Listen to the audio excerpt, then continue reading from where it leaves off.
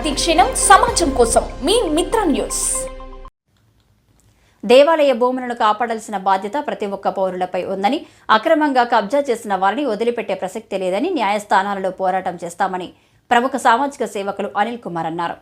గురువారం మిత్ర news channel స్టూడియోలో ఆయన మాట్లాడుతూ, జడ్చర్ల పట్టణంలో శ్రీ వెంకటేశ్వర స్వామి భూములు దాదాపు 60 ఎకరాల వరకు కబ్జాలకు గురయ్యాయని, ఎందుకు కొంతమంది రాజకీయ నాయకులు మరికొంతమంది అధికారులు సహాయ సహకారం అందించడం వలన సాధ్యమైందని ఆయన అన్నారు. ఆలయ అభివృద్ధికి పాలక వ్యవస్థ మరియు పాలక మండలి రెండు కన్ను లాంటివి. ఇవి ఎప్పుడైతే పర్ఫెక్ట్గా అమలవుతాయో దేవాలయ భూములకు మాన్యాలకు రక్షణ అనేది తప్పకుండా ఉంటుంది. ఈ నేపథ్యంలో మహబూబ్ నగర్ ఉమ్మడి జిల్లాలో దాదాపు 1400 చిల్లర ఉన్న దేవాలయాల భూములు దాదాపుగా 50% వరకు అన్యాక్రాంతమయ్యాయని, కబ్జాలకు అయ్యాయని ప్రముఖ సామాజిక సేవకులు అనిల్ కుమార్ చెప్తున్నారు. ప్రస్తుతం మన మిత్రను ఛానల్ స్టూడియోకు ఆయన చేశారు. దేవాలయ భూములు, కబ్జాలు తదితర విషయాలపై మనం మాట్లాడే ప్రయత్నం చేద్దాము. సార్ నమస్తే. నమస్తే సార్, ఇప్పుడు మహబూబ్ నగర్ జిల్లా ఉమ్మడి జిల్లాలో దాదాపు 1400 చిల్లర ఉన్నాయి.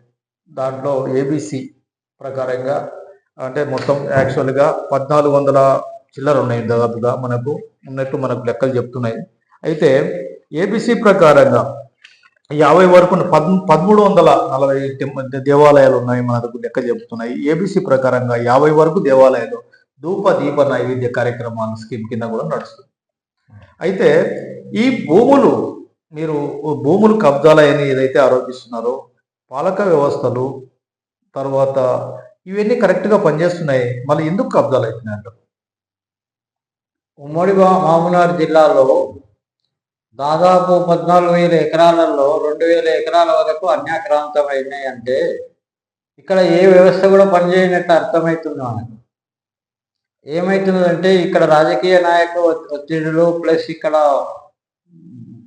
స్థానికంగా ఉండేటువంటి వాళ్ళ యొక్క ఒత్తిడి వల్ల ఈ ఆలయ భూములు అనేటివి, దేవుని మాన్యాలు అనేటివి దేవుని యొక్క రక్షణకు, దేవుని యొక్క పోషణకు మాత్రమే ఉపయోగించి దాన్ని ఈ విధంగా వాడుకోవాలని చెప్పి అప్పటి రాజులు కానీ జమీందారులు కానీ ఆలయాలకు ఈ భూములు ఇవ్వడం జరిగింది.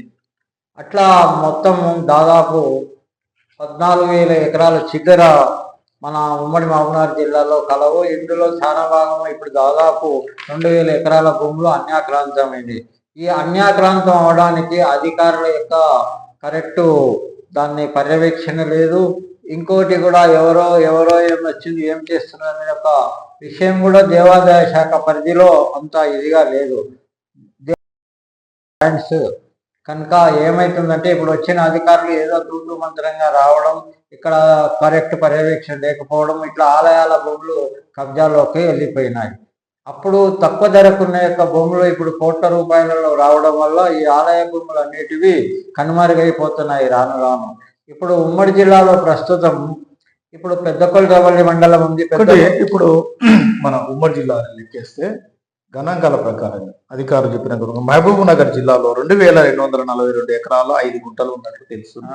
దీంట్లో 311 ఎకరాల వరకు కబ్జాలు అయినట్లు కూడా చెప్తున్నారు. నాగర్ కర్నూలు జిల్లాలో 4,883 ఎకరాల 15 గుంటలు, దీంట్లో 1,200 ఎకరాలు కూడా కబ్జాలైనట్లు కూడా చెప్తున్నారు. అదేవిధంగా గద్వాల జిల్లాలో 2,874 ఎకరాల 14 గుంటలు ఉంటే దాదాపుగా 200 ఎకరాల వరకు కూడా అన్యాక్రాంతమైనట్లు కూడా మనకు తెలుస్తుంది.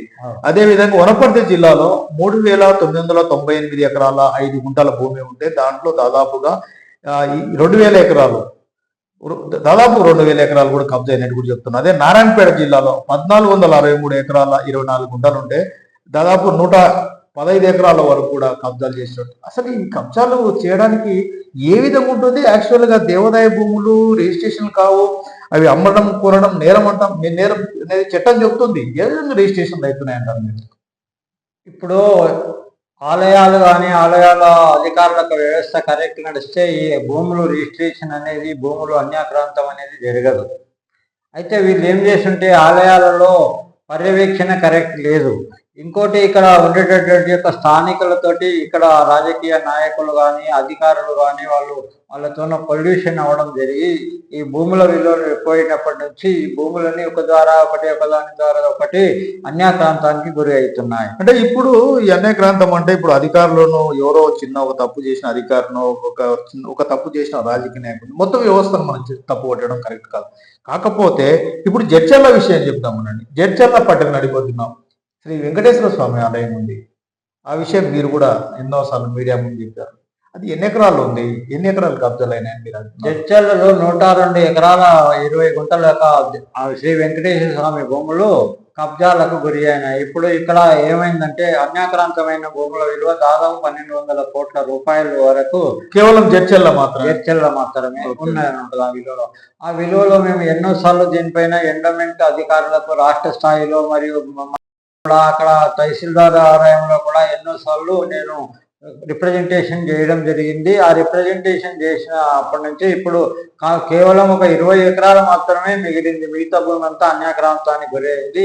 ఇక్కడ పనిచేసే స్థానిక పూజారి మరియు ఆలయ అధికారులు ప్లస్ ఎండోమెంట్ అధికారులు ప్లస్ మన రెవెన్యూ అధికారులు కూడా చూసి చూడనట్టు ఉండడం, రిజిస్ట్రేషన్ ఆఫీసర్లు అప్పుడు సర్వే నెంబర్లు వెరిఫికేషన్ చేయకపోవడం, ఇలాంటి అజాగ్రత్తలు తీసుకున్నదనే ఇక్కడ జడ్చర్లలో 102 ఎకరాల స్వామివారి భూమిలో దాదాపు ఒక 20 ఎకరాలు మాత్రమే మిగిలింది. మిగతాది ఇదే విషయమై మీరు కూడా ఇప్పుడు జడ్చర్ల వెంకటేశ్వర స్వామి టెంపుల్ భూములు రక్షించాలని న్యాయస్థానంలోనూ పోరాటాలు చేస్తున్నారు.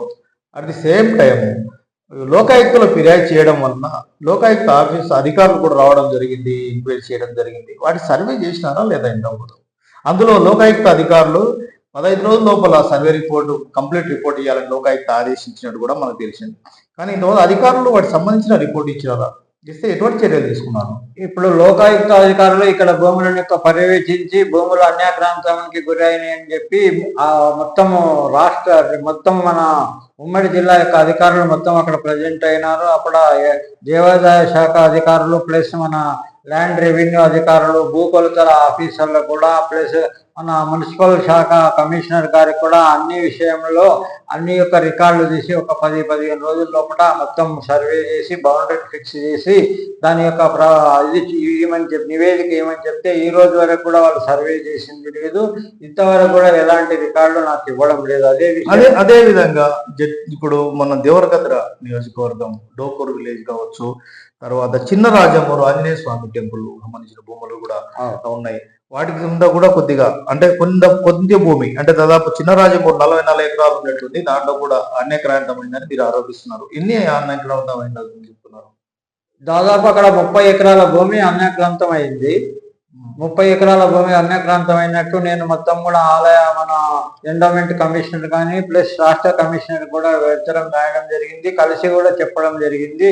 ఈ మధ్య నేను సెక్రటరీ వెళ్ళినప్పుడు కొండా సురేఖ మేడం గారిని మరియు మన రాష్ట్ర ప్రభుత్వం యొక్క దేవాదాయ శాఖ అధికారిని కూడా కలవడం జరిగింది. ఈ విషయంలో మొత్తం అన్ని విషయాలతో చర్చించి తొందరలోనే మేము చెప్పడం జరిగింది. అది ఇప్పుడు అదే విధంగా కొల్లాపూర్ శ్రీ లక్ష్మీ నరసింహస్వామి టెంపుల్ ఒకటి దాదాపుగా 272 ఎకరాలు ఉంది. ఇప్పుడు 220 ఎకరాలు దాదాపు కబ్జా అయినట్లు కూడా ఆరోపిస్తున్నారు. అదే విధంగా పెద్దకొత్తపల్లి దేవుని తిరునాపురం శ్రీ వెంకటేశ్వర స్వామి టెంపుల్ 1700 ఎకరాలు ఉన్నాయంట. కానీ దీంట్లో దాదాపు 50% కూడా అన్యాక్రాంతమైనది కూడా తెలుస్తుంది. ఏంది ఇంతకు వ్యవస్థ ఎట్లా? రాజుల కాలంలో సింగోటం టెంపుల్ కు అక్కడ శ్రీ లక్ష్మీ నరసింహ టెంపుల్ చాలా ప్రసిద్ధమైనది, చాలా ప్రాచీనమైనది. అప్పటి రాజులు అప్పుడు శిరవంశస్థులు వాళ్ళు ఆ రాజులంతా ఆ దేవాలయానికి 200 పై చిలుకు భూములను ఆలయ పోషణ కొరకు ఇవ్వడం జరిగింది. అటువంటి భూములను అక్కడ ఉన్న స్థానికులు అందరు కలుసుకొని అందరు అధికారుల సహకారంతో ఆ భూమిని ఇప్పుడు ఏదైతే ఉందో ఇప్పుడు కొల్లాపూర్ ఇప్పుడు సపోజ్ గండీడు జంగదేవరపల్లి గండీడు మండలం దాదాపుగా 150 ఎకరాలు భూమి ఉన్నట్లు కూడా మనకు తెలుస్తుంది. అది వాటి మీద మీరు స్థానిక ఎంఆర్ఓను కూడా వివరణ కోరినట్లు కూడా నేను తెలియజేశారు. ఎంఆర్ఓ ఏమన్నాడు నా సంబంధం? జంగమదేవరెడ్డిపల్లిలో శ్రీ లక్ష్మీ వెంకటేశ్వర స్వామి యొక్క భూములు దాదాపు 150 ఎకరాల భూములు ఈ మధ్యలోనే అన్యాక్రాంతం అవుతున్నదని చెప్తే నేను తహసీల్దార్ గండేడు మండలంకి వెళ్ళి ఆమెతోనే విచారణ చేయడం జరిగింది. అట్టి భూములమైన సమాచార చట్టం కింద కూడా నేను దాని యొక్క మొత్తం సమాచారం తీసుకొని దేవాదాయ శాఖ మన జిల్లా అధికారులకు కూడా తెలపడమైంది. వాళ్ళు ఈ రోజు వెళ్తాము రేపు వెళ్తామని చెప్పి అక్కడ వెళ్లకుండా కూడా వాళ్ళు నిర్లక్ష్యం చేస్తూ దాన్ని కొంచెం ఇది చేయడం వల్లనే ఇట్లా భూముల యొక్క విలువ లేకుండా పోయి అధికారులు కరెక్ట్ ఇది తీసుకుంటే ఎక్కడ కూడా భూములు అన్యాక్రాంతంగా వీళ్ళ యొక్క నిర్లక్ష్య వైఖరి వల్లనే ఇలాంటివి జరుగుతున్నాయి. గంగజమరపల్లిలో చాలా విలువైన భూమి, చాలా ప్రాశస్తమైన దేవుడు, అటువంటి భూమిని రక్షించడం వాళ్ళ కర్తవ్యం. అదొకటి భూత్పూర్ మండలం తాడిపత్రి, అది మీరు చూసినారు. తర్వాత అదే విధంగా అప్పాజిపల్లి తిమ్మాజిపేట మండలం, ఈ భూములు దాదాపుగా ఇవన్నీ అన్యాక్రాంతం అవుతుంటే దాని మీద మీరు కూడా కోర్టులు పోవడం కానీ తర్వాత లోకాయుక్తం ఫిర్యాదు చేయడం అని జరుగుతుంది. వీటిని పరీక్షించాలంటే ఫైనల్ గా ఏం చేస్తే భూములను కాపాడుకోవచ్చు? నేను మొన్న ఏం జరిగిందంటే తాడపర్తి విలేజ్ లోపల భూత్పూర్ మండలం తాడపర్తి విలేజ్ లోపల పొలాల గురించి వెళ్ళాను. ఆలయంలో ఎంత చక్కగా ఒకటే దగ్గర 40 ఎకరాల శ్రీ లక్ష్మీ వెంకటేశ్వర స్వామి భూమి ఉంది. అటువంటి భూమిని వాళ్ళు మొత్తం ఒక తాటి చెట్టు కిందకి తెచ్చినట్టు తెచ్చి ఒక బౌండరీ నిర్మించి దాన్ని కాపలా అనేది చేస్తే దాదాపు 1000 కోట్ల ఆస్తి, స్వామివారి యొక్క ఆస్తి కాపాడినట్లు అవుతుంది. కానీ ఈ దేవాదాయ శాఖ అధికారులకు ఇక్కడ కూడా మరియు అప్పాజిపల్లి దగ్గర గుట్ట పైన ఉన్నటువంటి వెంకటేశ్వర స్వామి భూములు, ఈశ్వరుని యొక్క భూములు కూడా కాపాడమని చెప్పడం జరిగింది. అయినా ఈ అధికారులు ఏమాత్రం వాళ్ళ ల్యాండ్ ప్రొటెక్షన్ కమిటీ అనే ల్యాండ్ ఒక బౌండరీ నిర్మిస్తే మనం మొత్తం అది ఏది వేల లక్షల కోట్ల ఎకరాల ఆదాయ భూములను మనం రక్షించినట్లు అవుతాము. ఇదే విషయమే నేను చాలా సార్లు న్యాయ పోరాటం కూడా చేస్తున్నాను. ఎక్కడెక్కడ ఫిర్యాదు చేసినారు? మన ఎండోమెంట్ ల్యాండ్ సంబంధించి ఇప్పుడు ప్రొటెక్ట్ చేయాలని ఎక్కడెక్కడ మీరు ఫిర్యాదు చేసినారు? నేను ప్రధానంగా ఇక్కడ ఫస్ట్ జడ్చర్ల కోర్టులో ఫిర్యాదు చేసినాను, తర్వాత మామూలు డిస్టిక్ కోర్టులో చేసినాను, తర్వాత లోకాయుక్తలో కూడా దీనిపైన విచారణ దానికి పిటిషన్ వేసినాను. హైకోర్టులో కూడా 2 సంవత్సరాల క్రితం పిటిషన్ వేయడం జరిగింది. దాదాపు 25,000 ఎకరాల పైన హైకోర్టులో పిటిషన్ వేయడం జరిగింది. దాని మూలంగా ఇప్పుడు విచారణ జరుగుతుంది. ఆ విచారణ జరుగుతుంది కనుక ఇంతటిలో విచారణ అధికారులు న్యాయం చేసి దేవాలయ భూములకు బౌండరీస్ నిర్మించి ఈ విలువైన భూములను రక్షిస్తారని అనుకుంటున్నాను. ఇప్పుడు నిన్న మొన్న లేటెస్ట్ గా గద్వాల జిల్లా ఇటిక్యాల మండలం పెద్దదిన్నే గ్రామంలో శ్రీ వెంకటేశ్వర స్వామి టెంపుల్ సంబంధించి దాదాపు 6 ఎకరాలు విక్రయించారనేది కూడా మనకు తెలుస్తుంది సమాచారం. అయితే ఓఆర్సి అంటే ఆక్యుపెన్సీ రైట్ సర్టిఫికేట్, ఆ సర్టిఫికేట్స్ ఇవ్వడంలో ఎండోమెంట్ అధికారులకే తెలియకుండానే జరిగినాయని మీరు అంటారా? అధికారులకు తెలియకుండా జరగడం అనేది ఎటువంటి జరగదు. ఇద్దరు అవగాహన ఉంటే తప్పనే ఇవన్నీ ఓఆర్సీలో ఇవ్వడం జరుగుతుంది. ఇక్కడ దేవాదాయ శాఖ అధికారులకు తెలియకుండా రెవెన్యూ వాళ్ళకు కానీ, రెవెన్యూ వాళ్ళకు తెలియకుండా దేవాదాయ శాఖను ఎటువంటి ఇది ఉండదు. Everything suspected by both officers. అయితే ఇప్పుడు కొన్ని ఇవే కాకుండా మొన్న కూడా కొన్ని జరిగిన గద్వాల ఏరియాలో కేవలం 1-2 నెలలు లోపల రిటైర్డ్ అయ్యే ఒక అధికారి కూడా అప్పుడప్పుడు ఓఆర్ సర్టిఫికేట్స్ ఇష్యూ చేసి రిటైర్డ్ అయినాడు అనేది కూడా ప్రచారం అవుతుంది. అంటే వాళ్ళు ఇచ్చి వెళ్ళిపోయినంత మాత్రమే వారిపైన చర్యలు ఉండవా? న్యాయపరంగా ఎప్పుడు కూడా ఇవ్వకూడదు, ఇస్తే కూడా న్యాయపరంగా ఏం చేస్తారంటే ఎటువంటి అధికారులకు శిక్ష విధించడం జరుగుతుంది. కోర్టులు కానీ ఇవి కానీ టైం పడుతుండొచ్చు. కానీ మొత్తం దేవాలయ భూములు మొత్తం అన్యాక్రాంతం నుంచి దిగ్బంధం నుంచి విడిపించి విడిపించి మళ్ళీ ఇది చేస్తామని మేము చాలా దీర్ఘంగా పోరాటం చేస్తున్నాము. ఇప్పుడు కోరుకునేది అంటే అధికారులు ఎవరో జమీందారులు వాళ్ళు ఇచ్చిన వాల్యుబుల్ భూములను రక్షించి మన నెక్స్ట్ తరానికి భూములను అందిస్తేనే మనకు ఏమైనా విలువ ఉంటుంది. ఇది పరిస్థితి. ప్రజలకు మానవులకు కష్టాలు వస్తే దేవుని మనం కోరుకుంటాం, దేవుడా మమ్మల్ని కాపాడండి, మమ్మల్ని రక్షించండి అని. కానీ ఈరోజు దేవునికే కష్టం వస్తే పరిస్థితి ఏంది? ఇది కలికాలమా ఏంది? దీని మీద ఎక్కడ పోతున్నాం మనము?